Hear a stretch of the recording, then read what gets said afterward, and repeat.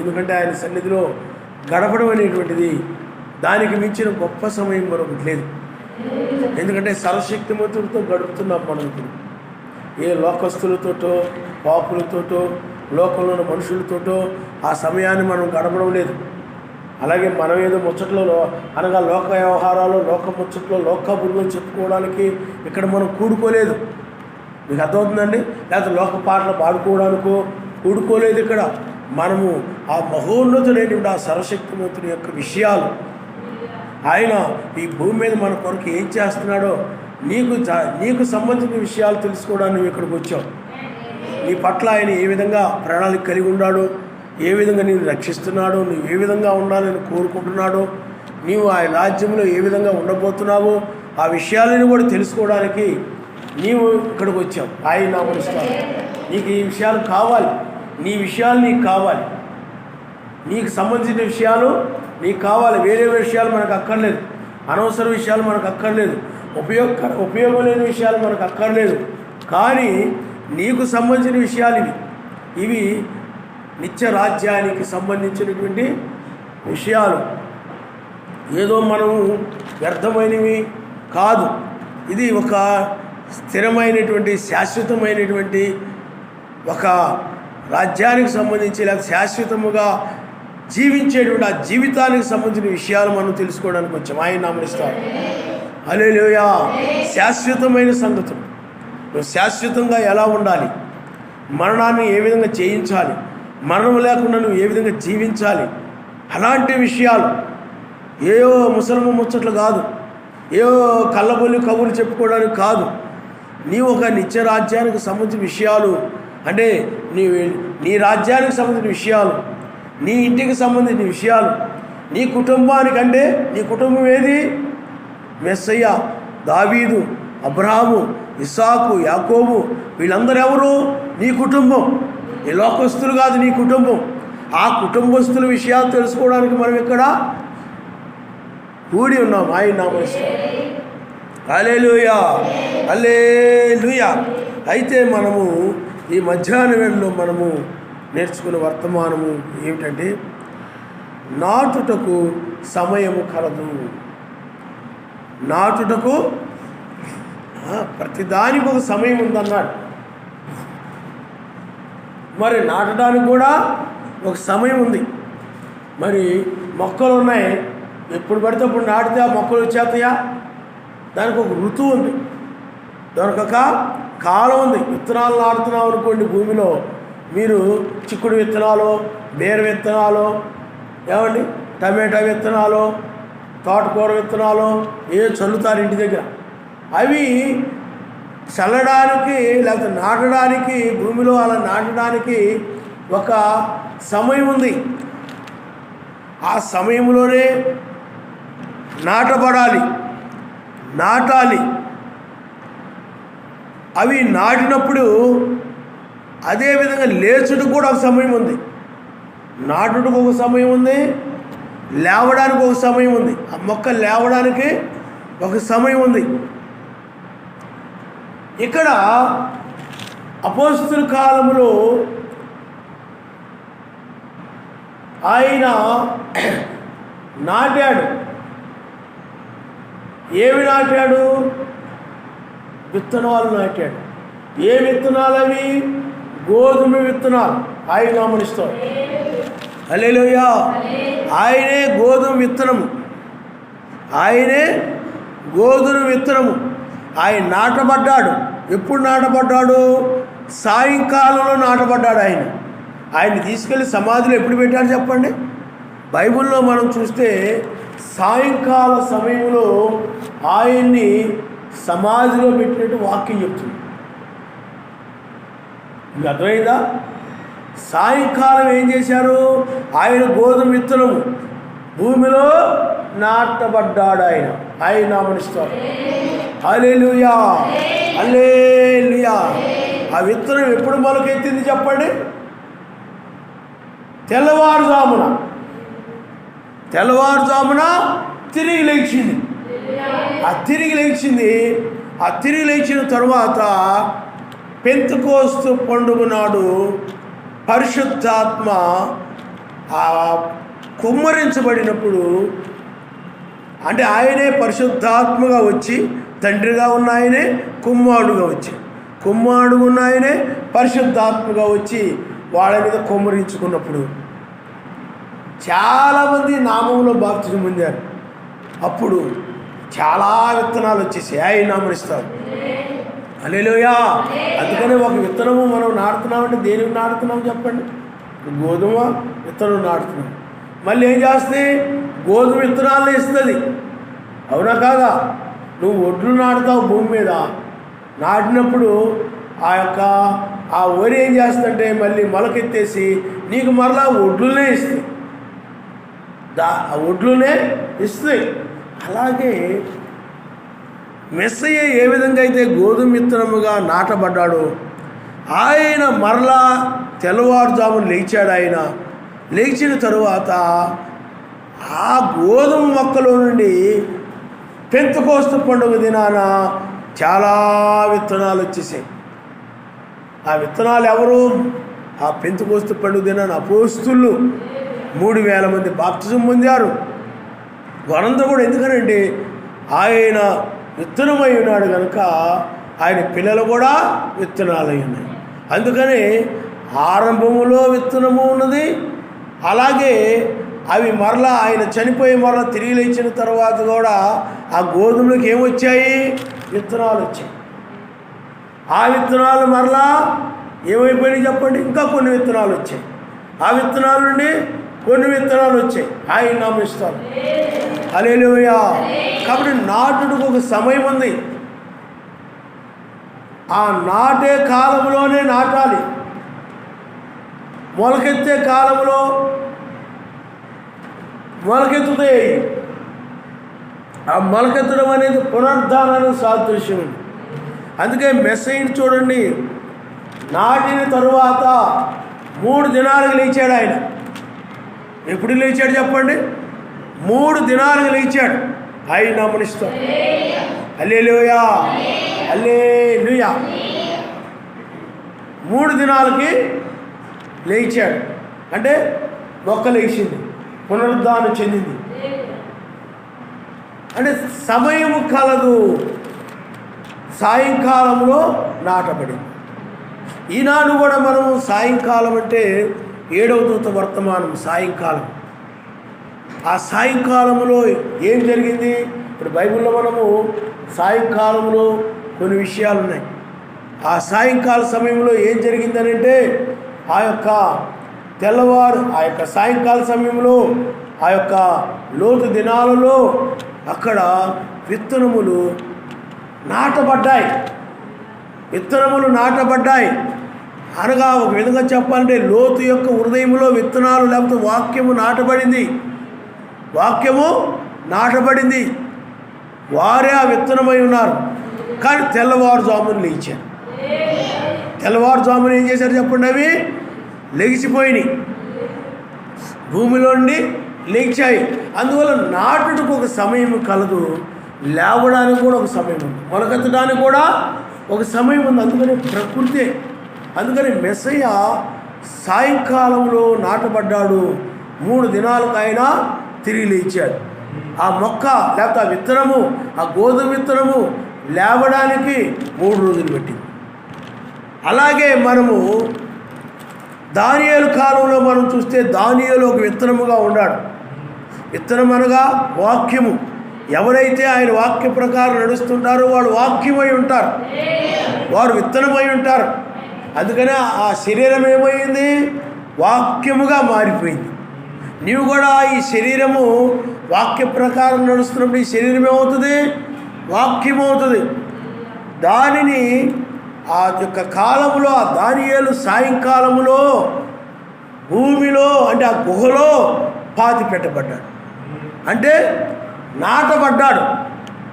నాటబడిన తరువాత అతడు మరలా తెల్లవారుజామున పైకి లేచాడు. అందుకని ఇక్కడ నాటడానికి ఒక సమయం ఉంది. ఏమండి? అలాగే లేపబడడానికి ఒక సమయం ఉంది.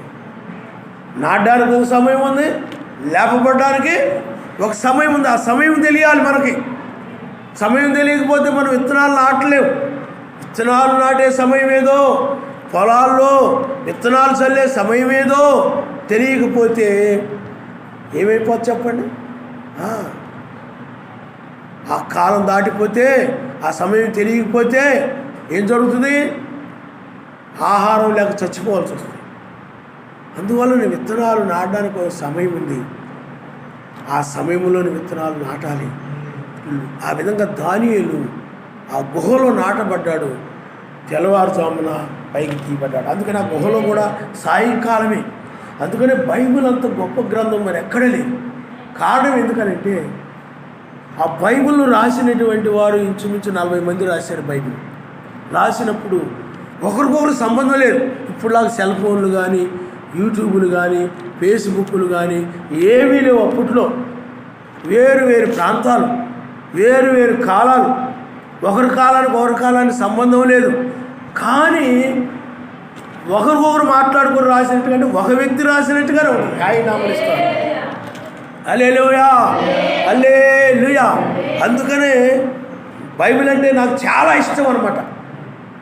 ఎందుకు ఇష్టం అని అంటే, నిజంగా చూడండి, ఆదికాండాన్ని మోషే రాశాడంటారు. మరి ఆదికాండంలో మనం చూసినట్లయితే అక్కడ తెల్లవారుజాము, సాయంకాలము, అలాగే తెల్లవారుజాము అక్కడ లోతు ఉగ్రతను తప్పించుకోవడం ఇవన్నీ కనబడుతూ ఉన్నాయి. అక్కడ పరిశుద్ధాత్మ ఆ మోషే చేత వ్రాయించాడు. అదే ఆదికాండంలో మరలా రెబెకా దగ్గరకు వచ్చేటప్పటికి మరలా 4 జాములు కనపడతా ఉన్నాయి. రెబెకా దగ్గరకు వచ్చేటప్పటికి 4 జాములు కనపడతా ఉన్నాయి. మరి అక్కడ 4 జాములు ఉన్నాయి. మరి మనము దానియేలు గ్రంథం దగ్గరకు వచ్చేటప్పటికి మరిది ఆ దానియేలు గ్రంథం దగ్గరకు వచ్చేటప్పటికి అది మోషే రాయలేదు, వేరే వ్యక్తి రాశాడు. మరి ఆ కాలానికి ఈ కాలానికి సంబంధం లేదు. మోషే వేరు, మోషే వృత్తి వేరు. ఎందుకంటే వ్యవసాయదారులు, చేపలు పెట్టేవాళ్ళు, రకరకాలైనటువంటి ప్రజలు, ఆ రకరకాలైనటువంటి వారిని పిలుచుకొని ఆ గొర్రెలు కాచేవని వాళ్ళ చేత రాయించాడు బైబిల్. అందువల్ల ఒకరికొకరు సంబంధం లేదు. మరి అప్పుడెప్పుడో మోషే రాశాడు. కానీ దానియేలు కాలంకి వచ్చేటప్పటికి మరలా అక్కడ 4 జాములు కనపడుతున్నాయి. సాయంకాలంలో గుహలో పెట్టడం, తెల్లవారుజాము వచ్చేటప్పటికి రాజు పరిగెత్తుకుంటూ వస్తాడు. ఆడికి వచ్చేటప్పటికి దానియేలు అని పిలువగానే ఓయ్ అంటాడు, లోపల ఉంటాడు. ఏమయ్యా ఏది నువ్వు చనిపోయి అనుకుంటే అతను అంటాడు, సాక్ష్యం ఇస్తాడు, నేను పరమందు సర్వశక్తిము దృష్టిలోని నిర్దోషిగా కనపడుతుంది కాబట్టి అందువల్ల నేను ఈ సింహాల చేత నాశనం చేయబడకుండా నేను రక్షించబడ్డాను. దానియేలు పైకి తీస్తాను. మరి అక్కడ 4 జాములు కనపడతాయి. ఇవన్నీ కూడా పరిశుద్ధాత్మ ద్వారా రాయబడిందే తప్ప మనుషుల ద్వారా రాయబడినది కాదు. అందుకనే ఆదికాండంలో అక్కడ 4 జాములు కనపడతా ఉన్నాయి. ఇక్కడికి వచ్చేటప్పుడు మళ్ళీ 4 జాములు కనపడతా ఉన్నాయి. మళ్ళీ మెస్సయ్య దగ్గరకు వచ్చేటప్పుడు కూడా సాయంకాలంలోనే సమాధులు పెట్టాడు, తెల్లవారుజామునే తిరిగి లేచాడు. మళ్ళీ ఇక్కడ కూడా 4 జాములు. దీని అర్థం ఏమిటంటే ఇక్కడ కూడా పరిశుద్ధాత్మ ద్వారానే ఆ యొక్క మత్తయి సువార్త కానీ, లూకా సువార్త కానీ, మార్కు సువార్త కానీ, యోహాను సువార్త కానీ ఇవన్నీ రాయబడ్డాయి. అందుకని వాళ్ళు చెప్తున్నారు, మార్కు గారు కూడా ఉన్నారంటే ఆయన అస్తమయంలో వస్తాడు, అర్ధరాత్రి వస్తాడు, కొడుగుసే వేళ వస్తాడు, తెల్లవారుజామున వస్తాడు. పరిశుద్ధాత్మ ద్వారా రాయబడింది. అంతేగాని మార్క్ గారు మోషే దగ్గరికి వెళ్ళి మోషే గారు మీరు ఎలా రాశారో చెప్పండి, నేను అలా రాస్తానని అనలేదు. ఒకరికొకరికి సంబంధము లేదు. ఆ విధంగా బైబిల్ రాయబడింది. ఆయన నామనిస్తాడు. హల్లెలూయా, హల్లెలూయా.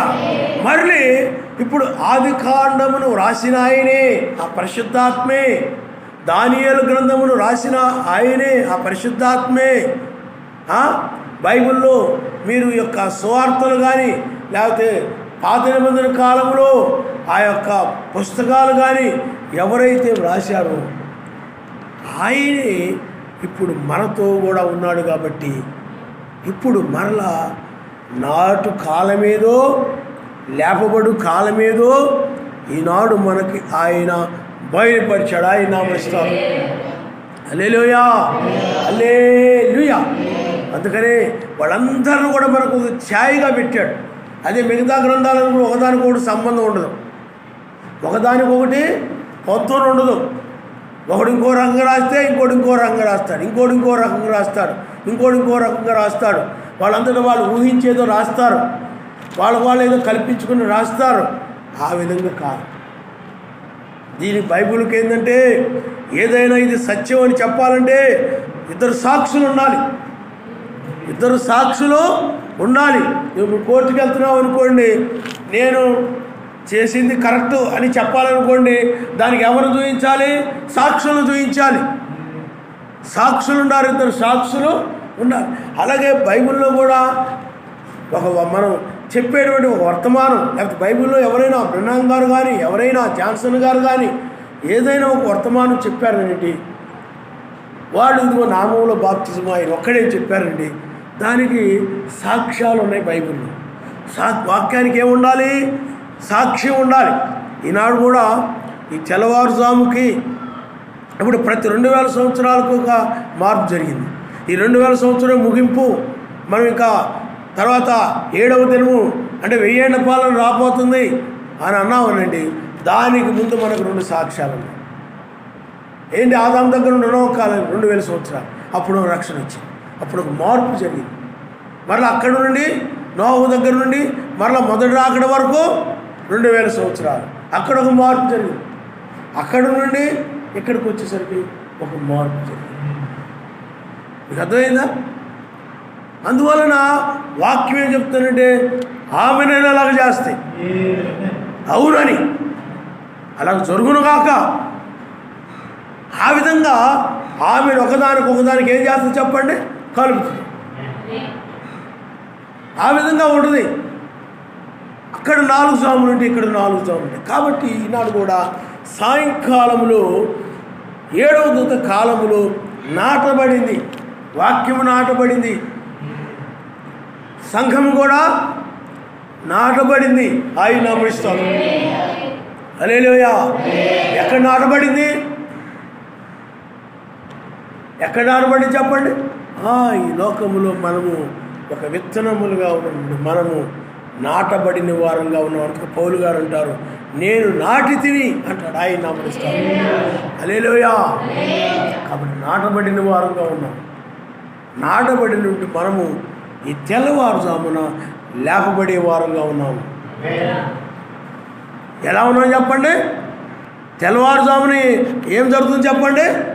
లేపబడుతున్నాయి. సాయంకాలము నాటబడితే తెల్లవారుజామున లేపబడుతున్నాయి. అందుకని ఆత్మీయంగా ఎదగడం, అందుకని నాటబడడానికి లేపబడడానికి తేడా ఉంది. నాటబడడానికి లేపబడడానికి తేడా ఉంది. అందుకని నీ జీవితంలో నీ హృదయంలో ఆ విత్తనము నాటబడినప్పుడు, వాక్యము నాటబడినప్పుడు దేహమును విమోచించమని మూలుగుతూ ఉంటావు అన్నమాట. ఎప్పుడైతే నీలో ఆ యొక్క అపోస్తుల కాలం యొక్క వర్తమానం 7వ దూత ద్వారా హృదయంలో నాటబడిందో అప్పుడు నువ్వేం చేస్తున్నావు అంటే విమోచన కొరకు మూలుగుతూ ఉన్నావు. అంటే లోపల ఉన్న విత్తనం అంటే వాక్యము, ఈ పరిశుద్ధాత్మ ఈ దేహమును విమోచించమని మూలుగుతూ ఉంది. ఇప్పుడు తెల్లవారుజామున ఆయన ఏం చెప్తున్నాడంటే లేపుతూ ఉన్నాడు. అలాగే విత్తనం కూడా భూమిలో నాటబడిన తర్వాత అది మూలుగుతుంటుంది పైకి రావాలని. ఇప్పుడు అదే విధంగా నీవు కూడా పాపం నుండి బయటికి రావాలని, ఏమండి లోకాశ నుండి బయటికి రావాలని, లోకాపేక్ష నుండి బయటికి రావాలని, అబద్ధం నుండి బయటకు రావాలని, అసూయ నుండి బయటకు రావాలని, కక్ష నుండి బయటకు రావాలని, దురాలోచన నుండి బయటకు రావాలని మూలుగుతున్నట్టు నిన్ను ఇప్పుడు వాటన్నిటిని కూడా విమోచించి నిన్ను పైకి లేపుట కొరకు ఈ తెల్లవారుజామున ఆయన ఇచ్చాడు. ఆయన నామనిస్తాం. కాబట్టి ఇప్పుడు ఆయన దానికి ఒక సమయం ఉంది. ఏంటంటే నాటుడికి ఒక సమయం ఉంది, లేపబడుటకు ఒక సమయం ఉంది. ఇప్పుడు మనం ఎక్కడున్నామనండి? లేపబడే సమయంలో ఉన్నాము. ఎక్కడున్నావు చెప్పండి? నీవు ఎత్తబడే సమయంలో ఉన్నావు. ఎక్కడున్నావు? కాబట్టి పిల్లారా, ఆలోచించి, ఇది నాటబడే కాలం ఇది కాదు, ఇది నాటబడే సమయం ఇది కాదు, ఇది ఎత్తబడే సమయము, ఇది కొనుకోబడే సమయము. కాబట్టి పిల్లారా, ఆలోచన చేయండి. ఇప్పుడు మనము నాటబడుటకు సమయం కలదు, ఆ నాటే సమయము అయిపోయింది. ఇప్పుడు ఎత్తబడే సమయంలో మనం ఉన్నాం. అందుకని ఈ సమయానికి తగిన విధంగా నీవు ఉంటేనే, ఈ సమయానికి తగిన విధంగా నువ్వు మారితేనే, ఇదేమిటి ఈ సమయంలో ఏం జరుగుతుంది అని అంటే పిల్లారా, రూపాంతరం జరుగుతుంది. ఈ సమయం ఏమిటంటే రూపాంతరము జరుగుతుంది. అందుకని రూపాంతరం జరగడానికి ముందు రహస్యముగా జరుగుతుంది. రూపాంతరం అనేది ఎక్కడ జరుగుతుంది? రహస్యంగా జరగదు, వెలుపల జరగదు. వెలుపల జరగదు. ఒక గొంగళి పురుగు ఉందనుకోండి, సీతాకోచిలుకగా మారడం కోసము అది ఒక రహస్యమైన గూట్లోకి వెళ్ళిపోతుంది, నిర్మించకూడదు. దానిలో రూపాంతరము చెంది మంచి రెక్కలతోటి చక్కగా ఎగురుతూ వచ్చేస్తాయి. ఆయన మనిస్తారు, హల్లెలూయా, ఎగురుతూ వచ్చేస్తాయి. అలాగే ఒక తల్లి ఉంది. ఆ తల్లి యొక్క గర్భంలో, అంటే అది ఒక జంతువు కావచ్చు, మనిషి కావచ్చు, ఏదైనా కావచ్చు, బిడ్డ ఒక రూపాంతరం జరుగుతుంది. అక్కడ ఒక రూపాంతరం జరుగుతుంది. మెల్లమెల్లగా ఆ యొక్క తల్లి గర్భంలో, అది ఏదైనా మనిషి అయినా ఏదైనా కానీ ఒక రూపాంతరం జరిగి పరిపూర్ణంగా అన్ని అవయవాల శరీరం లోపల తయారైపోతాయి. వెలుపల కాదు, అది రహస్యంగా జరుగుతుంది. అది ఆ రూపాంతరము, ఆ బిడ్డ యొక్క రూపాంతరము లోపల రహస్యంగా జరుగుతుంది. ఇప్పుడైతే టెస్టులు చేసి చెప్తున్నారు, మగపిల్లోడో ఆడపిల్లలో ఏమిటి ఎదిగారా లేదా, పూర్వం అయినట్లయితే అదేమి ఉండేది కాదు. రహస్యముగా, అంటే ఎవరికి తెలియదు. అలాగే ఇది కూడా సంఘం అనేటువంటిది, ఇది ఒక తల్లి లాంటిది, లేకపోతే ఒక మేరీ లాంటిది సంఘం, విశ్వాసుల సమూహం. దీనిలో కూడా మెస్సయ్య అనేటువంటి ఆ యొక్క శిశువు నీలో కూడా రూపాంతరము చెందుతూ ఉంటాడు. ఆయన హల్లెలూయా. అందుకని చూడండి, అతడు అలాగ రూపాంతరం చెంది మెస్సయ్యగా జన్మించాడు, భూమి మీదకి వచ్చిన. నీలో కూడా ఆత్మీయంగా వస్తూ ఉంటుందని, నీలో ఆత్మీయంగా రూపాంతరం. ఏ రూపాంతరం చెందుతావు అంటే ఆయన వలె ప్రేమ స్వరూపిగా మారావనంటే నీవు కూడా మెస్సయ్య అనే శిశువుని కన్నట్టు లెక్క ఆయన నామనిస్తావు. నీ గుణలక్షణం, ఆ గుణలక్షణాలకు రావడమే ఆ శిశువును నువ్వు కనడం. ఆ ప్రేమ అనే శిశువును నువ్వు కనాలి. అదే మెస్సయ్య, ఆ ప్రేమ స్వరూపి ఆయన, తలరాయి ఆయన. తలరాయి అనగా ఎవరు? ప్రేమ. ఆ రూపాంతరము నీలోనికి ఇది రహస్యముగా జరిగేటువంటిది. అందుకని మత్స్య సంఘాలకు తెలియదు, ఎవరికి తెలియదు. ఆయనే రహస్యముగా వచ్చి, ఏమండి, ఆయన రహస్యముగా ఆ గర్భంలో ఉన్నటువంటి ఆ శిశువును రూపాంతరపరిచిన రీతిగానే, ఏమండి, ఆ గొంగళి పురుగుని లోపలికి వెళ్ళిపోయిన తర్వాత రహస్యముగా ఆయనే దాన్ని రూపాంతరపరుస్తున్నాడు. ఆయన రూపాంతరం జరగకపోతే ఏది జరగదు. ఆ యొక్క గొంగళి పురుగు తనంతటంత జరగడం లేదు, ఆ రూపాంతరం జరిగేలాగా ఆయన సృష్టించాడు. మీకు అర్థమైందా? అలా సృష్టించాడు ఆయన. అది కూడా రహస్యంగా జరుగుతూ ఉంది. ఇది కూడా ఏమిటంటే సంఘశాఖలకు తెలియకుండా, లోకానికి తెలియకుండా, ఎవరు తెలియకుండా రహస్యముగా ఈ తెల్లవారుజామున రూపాంతరం జరుగుతూ ఉంది. రూపాంతరం జరగడం అంటే ఇప్పుడు చూడండి, ఒక తల్లి గర్భములోనికి, ఏమండి, ఒక విత్తనం పడినప్పుడు, లేక పురుషుని యొక్క విత్తనం పడినప్పుడు ఒక ఆకారం లేదు. చూడండి, మట్టి ఉందనుకోండి, ఒక ఆకారం ఉండదు. కానీ అది చివరికి వచ్చేటప్పటికి ఏమవుతుంది చెప్పండి? ఏ ఆకారం లేనటువంటి ఒక ఆకారానికి వచ్చేస్తుంది. నీకు అర్థమైందా? ఇది ఒక నాన్న పోలికో వాళ్ళ అమ్మ పోలికో ఎవరి పోలికో లోపల తయారైపోతాయి. అది మేక గర్భంలో కావచ్చు, తల్లి గర్భంలో కావచ్చు, లేదా కుక్క గర్భంలో కావచ్చు, ఏ గర్భంలో కావచ్చు. చివరికి వచ్చేటప్పటికి ఏమొస్తుంది? ఒక రూపాంతరం వస్తుంది. నీ జీవితం కూడా ఒకప్పుడు ఒక రూపం లేకుండా ఉంది. నువ్వెవరో చెప్పడానికి వీలు కానట్టుగా ఉంది. నీకు అర్థమైందా? నువ్వెవరో చెప్పడానికి వీలు కానట్టుగా ఉంది.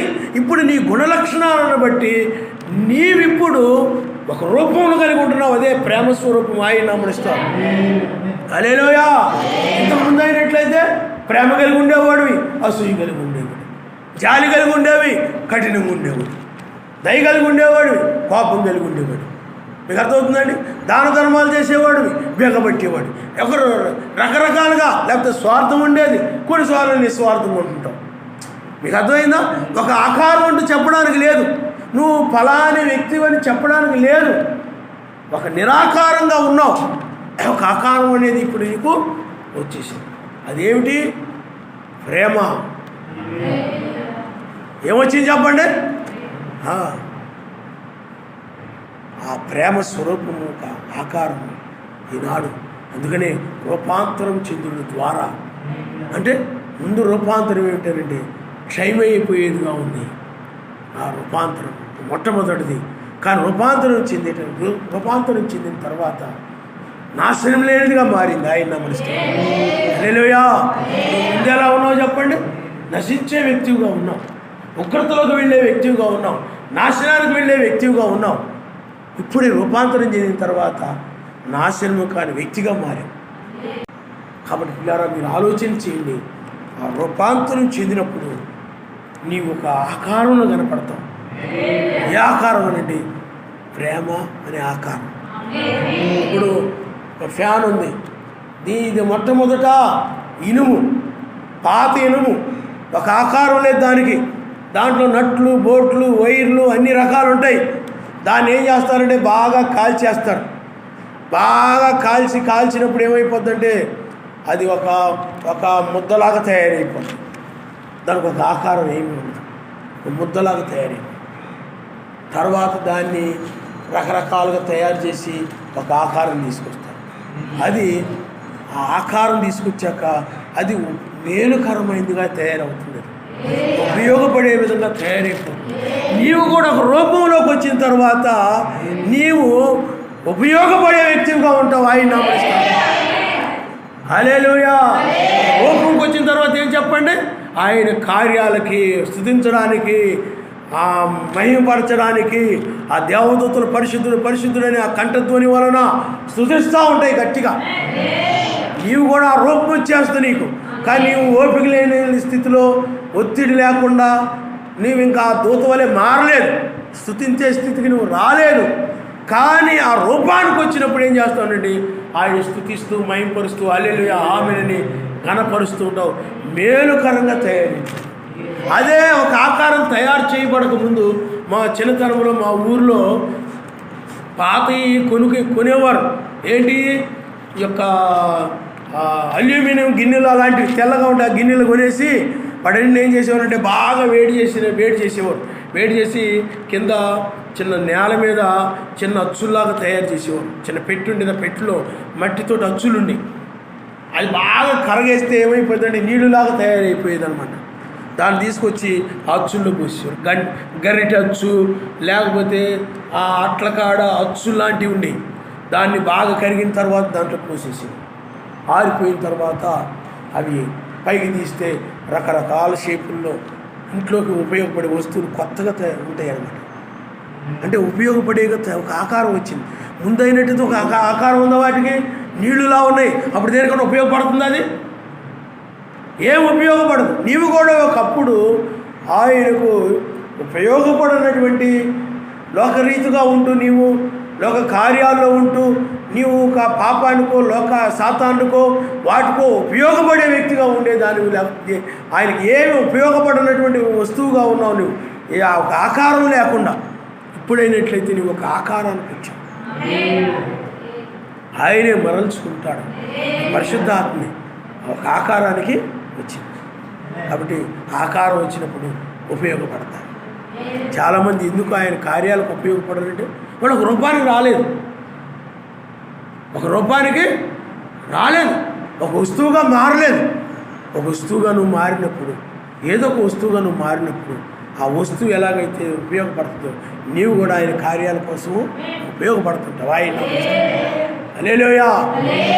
కాబట్టి ఇప్పుడు నీవు తెల్లవారుజామున ఆయన రాజ్యములో ప్రేమ కలిగి, నీతి, సమాధానం, పరిశుద్ధాత్మేంద్ర ఆనందం కలిగి ఆయన స్తుతిస్తూ కీర్తిస్తూ ఉండేటువంటి ఒక వస్తువుగా మారిపోయింది ఆయన. హల్లెలూయా, హల్లెలూయా. కాబట్టి పిల్లారా ఆలోచన చేయండి, నాటు సమయం కలదు. అందుకని మత్స్యాగ సంఘాలకి ఆ సమయం ముగించబడిందని ఇక తెలియక అవి ఇంకా నాటుకుంటూ ప్రకటించుకుంటూ వెళ్ళిపోతా ఉన్నారు.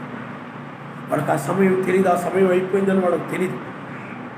ఈనాడైనట్లయితే మనకు సమయము అయిపోయింది. ఆ సమయం ఏమిటి? నాటే సమయం అయిపోయింది. ఇప్పుడు లేపబడే సమయం. ఒకప్పుడు నువ్వు ఎలా ఉండేవో దానివి, ప్రార్థించలేని వ్యక్తిగా ఉన్నావు, ఇప్పుడు ప్రార్థించే వ్యక్తిగా లేపబడ్డావు. స్తుతించలేని వ్యక్తిగా ఉన్నావు, నువ్వు స్తుతించే వ్యక్తిగా లేపబడ్డావు. కీర్తించని వ్యక్తిగా ఉన్నావు, ఇప్పుడు పాటలు పాడే వ్యక్తిగా లేపబడ్డావు. ఏమండి? హల్లెలూయా ఆమెను చెప్పని వ్యక్తిగా ఉండాలి. అలాగ మొద్దు ముఖం వేసుకొని ఆ షోకేసులో బొమ్మలాగా అలా కూర్చొని ఉండేదానివి. ఇప్పుడు నువ్వు హల్లెలూయా ఆమెనని చెప్పే వ్యక్తిగా లేపబడి ఉంటావు. ఆయన హల్లెలూయా. అవి ఆయన కోరుకుంటాడు. వాటిని ఆ మాటల ద్వారా ఆయన వాక్యం వింటూ ఉన్నప్పుడు, లేకపోతే ఆయన వాక్యాన్ని ప్రకటిస్తూ ఉన్నప్పుడు ఆయన మాటలకు హల్లెలూయా ఆమెను చెప్పాలని కోరుకుంటాడు ఆయన. అందుకనే ప్రత్యేకంగా దూతలు సృష్టించుకున్నాడు ఆయన. ఆయన స్తుతించాలని, మహిమపరచాలని, కీర్తించాలని. కాబట్టి ఆయన స్తుతించాలి. అప్పుడు వాడు కూలిపోతాడంటే నీ ఎప్పుడైతే అలా స్తుతిస్తుంటావో, కనపరుస్తుంటావో, వాడి రాజ్యము వాడు నీ హృదయంలోనికి రాకుండా, వాడు నీ హృదయంలో పని చేయకుండా వాడు కూలిపోతాడు. అందుకని స్తుతిస్తూ ఉండాలి, గట్టిగా చెప్పాలి ఆయన నమస్కారం. హల్లెలూయా, హల్లెలూయా. నాకు ఆయన అంటున్నాడు, ఈ ఇంగ్లీష్ బాగా రావాలంటే పెద్దగా చదవండి వచ్చేద్దన్నాడు ఆయన. మీకు అర్థమైందా? పెద్దగా చదివితే వచ్చేద్దాం. నువ్వు ఏదైనా పొందుకోవాలంటే పిల్లారా ఆయన్ని స్తుతించాల్సినప్పుడు, మహిమపరచాల్సి వచ్చినప్పుడు ఆయన సన్నిధికి నువ్వు అందుకే వచ్చావు కాబట్టి గట్టిగా ఆయన్ని స్తుతించాలి. హల్లెలూయా ఆమేనని చెప్పాలి. తల ఉంచుకోండి, మనం ప్రార్థన చేసుకుంటాం.